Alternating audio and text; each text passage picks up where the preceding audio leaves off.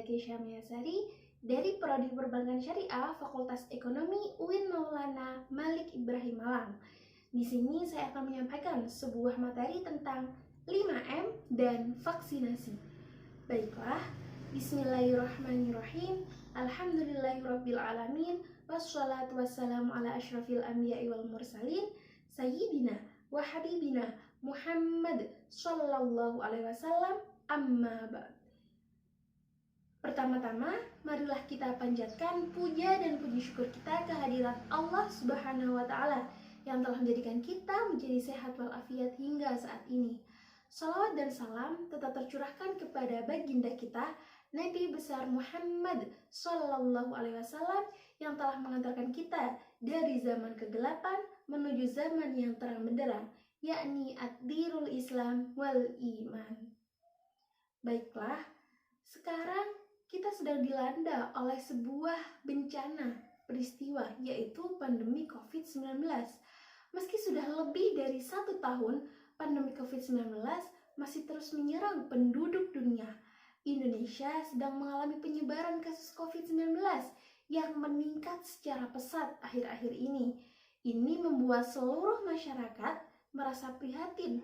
Pasalnya, upaya pemerintahan untuk menanggulangi pandemi dan proses pemulihan ekonomi kembali dapat terganggu.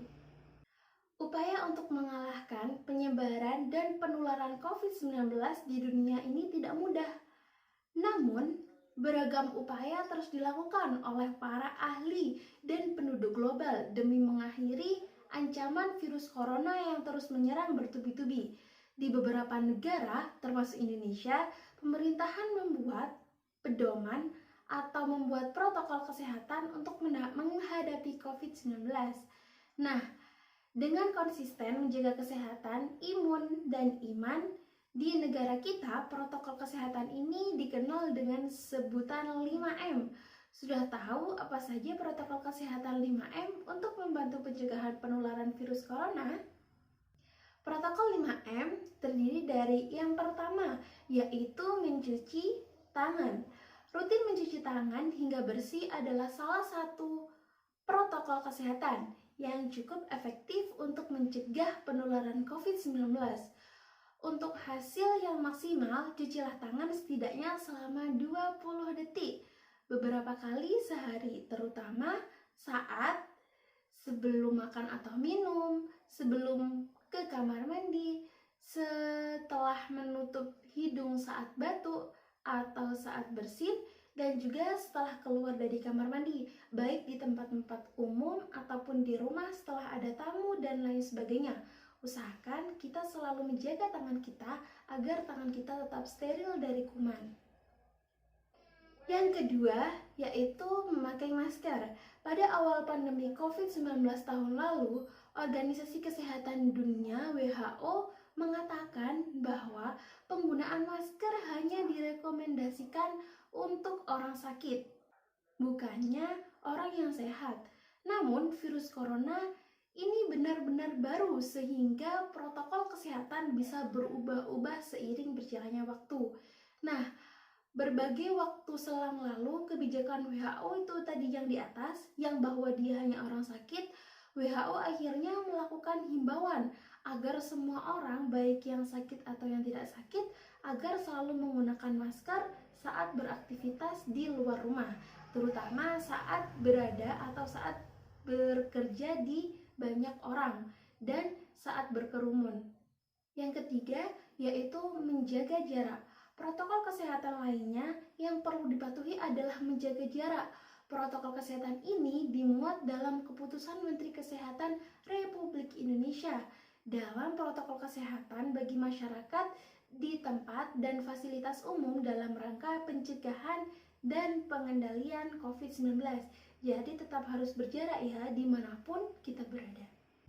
Di sana disebutkan menjaga jarak minimal 1 meter dengan orang lain untuk menghindari diri dari orang lain, baik karena berbicara atau batuk atau bersin, serta menghindari kerumunan, keramaian, dan berdesakan. Bila tidak memungkinkan untuk melakukan jaga jarak, maka dapat dilakukan berbagai rekayasa. administrasi, dan teknis lainnya. Nah, rekayasa administrasi dapat berupa pembatasan jumlah orang, pengaturan jadwal, dan sebagainya. Sedangkan rekayasa teknis antara lain dapat berupa pembuatan petisi, pengaturan jalur masuk dan keluar, dan lain sebagainya. Dan yang selanjutnya yaitu yang nomor 4, menjauhi kerumunan. Nah, dari 3 hal di atas, menjauhi kerumunan merupakan protokol kesehatan yang juga harus dilakukan. Menurut Kementerian Kesehatan Republik Indonesia, masyarakat diminta untuk menjauhi kerumunan saat berada di luar rumah. Agar ingat, semakin banyaknya dan semakin seringnya kamu bertemu dengan seseorang, maka kemungkinan terinfeksi virus corona pun semakin tinggi. Nah, oleh sebab itu, hindari tempat-tempat keramaian, terutama bila sedang atau sakit.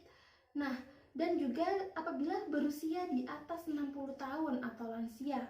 Menurut riset, lansia dan pengidap penyakit corona memiliki risiko yang lebih tinggi terserang virus corona dibanding yang usianya lebih muda.